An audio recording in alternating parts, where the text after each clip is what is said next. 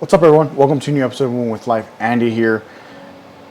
And today we're going to get into summer. Students are graduating, kids are getting released for the summer, teachers are ready for a break, everyone's ready for a break, it seems like.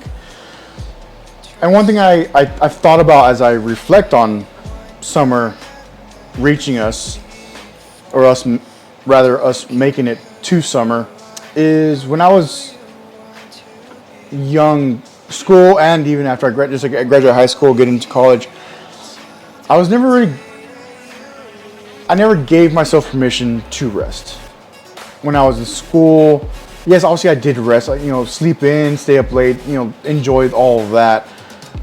And when I got into my college years, I was working full time. I was going to school, I was still taking summer classes. As now I've gotten a little older, I think about, we're never really taught, and we haven't been taught how to rest. So that leads us into point number one, where for me, I was never taught or told to stop. I was always kept busy. I don't think there's a bad thing when you're young, when you're young, and it's not a bad thing even now. There's so many people out in the world that are just working, and that comes with its pros and cons, right? So for me, back in school, I'll see summer sports, youth sports, then summer baseball. Eventually, once I got to an older age, got into high school. Now marching band and prepping for the show for the fall, and summer baseball. Let's transition to college.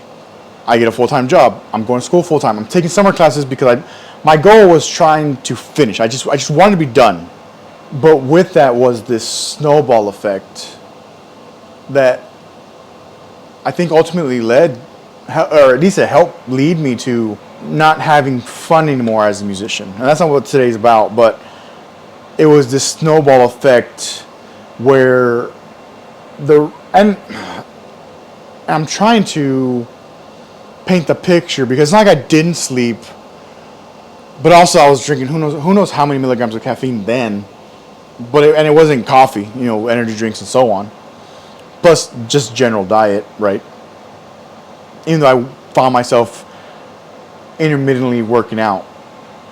Nonetheless, this summer, it's like I did summer one, I did this fall, I did the spring of school, I'm taking the summer off from school as well, but I have a family now.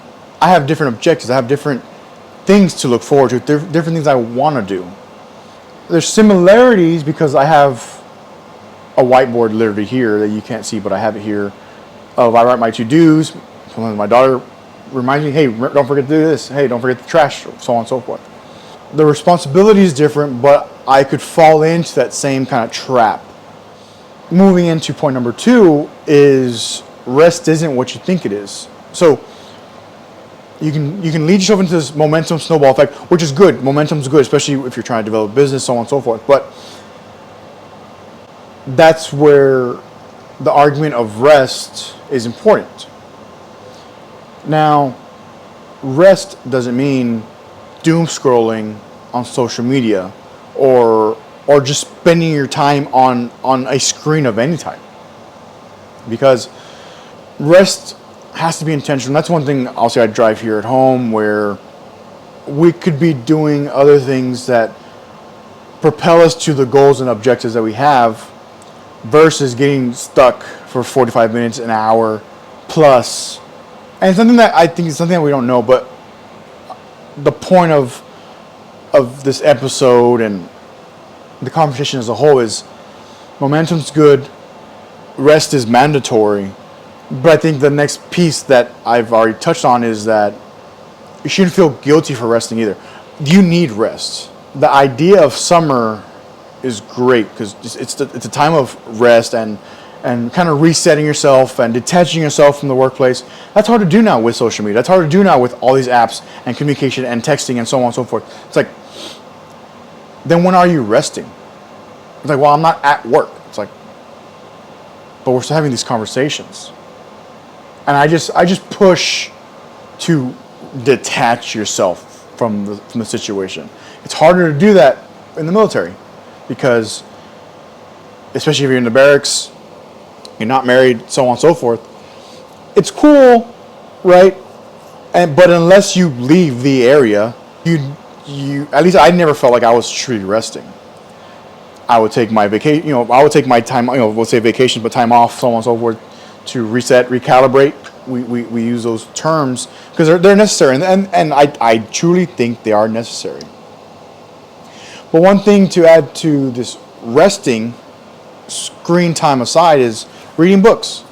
I'm getting back into this book right now, and it's a book that I started pre-deployment, so we're talking 2023, sometime before deployment, because I think I know I took it with me on deployment, but I never got around to finish it. I read some other books, so on, but for me at the time, it was taking too much bandwidth. It's a big book, over 700 pages of story, but it could help relax your mind, because reading's harder now in the sense that the way our brains and our eyes work, it's affected now because of how much time we are spending on the screen and scrolling, and I'm guilty of YouTube. I can spend hours on YouTube, and not even YouTube shorts all the time. Sometimes I can watch multiple podcast episodes, or if I'm watching one like business podcast, I can then transition to a music podcast, and I'm using different parts of my brain, so I'm thinking differently. I have a different headspace.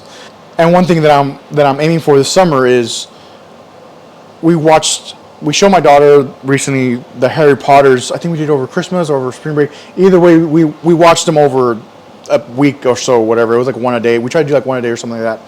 Either way, well, the books exist, right? So in order to get her attention somewhere else, I'm going to attempt, and my goal is to read her the first Harry Potter book.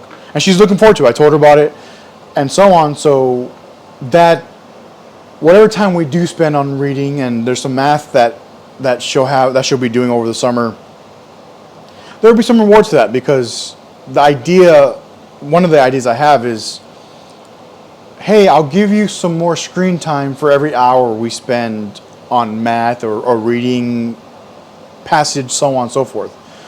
In addition to the Harry Potter, that doesn't count. That's something we are already going to do. And so that can tie into like being present and so on. And that's a parenting part. That's a parenting bullet point, yes. But letting your brain rest. Resting does not mean scrolling. Doesn't mean just because you're not in the workplace that you're resting. There are mundane tasks that they're called mundane for a reason. I don't mind it. I guess I don't want to be confused with. I don't mind my house tasks, because I've taken that on. That's there's no discussion about that.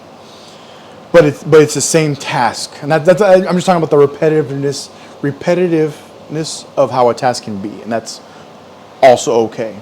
But they need to get done, because then by the time you know it, I'm having to do oil change on my lawnmower because I'm just wrecking it with how tall I let the grass get. It's a true story. I have to go do that. I have to go do that after I'm done with this episode. And the final point for today is I want you to give yourself permission to rest, but I want it to be intentional rest. I want you to be productive though too. At some point when you find yourself doom scrolling, it's probably time to get out of bed to start the day with something you want to get done at home. And this could pertain more to teachers and students and so on, if you're not already working during the summer. Obviously, especially if you're in college. I did that. I get it. But at least for the time and hours that you have off, I encourage you and I implore you to make those rest hours count. Make them count. Give yourself permission to rest. Get yourself into a book. I find myself that I'm reading this now is I am enjoying it a little more than I felt when I first started reading it. I was just worried about the number of pages. I worried about how small the text was, because it's really dense. A lot of information, a lot of people, a lot of characters. And it's a true story, so characters. But nonetheless, find those avenues that you can take to rest, but also be productive. And so, with that, we are done for today. That was the goal. It's a quick episode because I want to get into summer too. I promise you I do. But me getting into summer means there's things I want to accomplish, there's things I want to build, there's things I want to do to include continuing the podcast. But nonetheless, as we close out today, thanks for joining me. I appreciate it. If this episode resonated with you, please share it. Drop in the comments a book that you're going to read or a book that you want to read. In the past weeks, I've introduced Drown Proof by Andy Stump. Now About Face by Colonel David Hackworth. If you're on YouTube, don't forget to subscribe. If you're on Spotify, subscribe.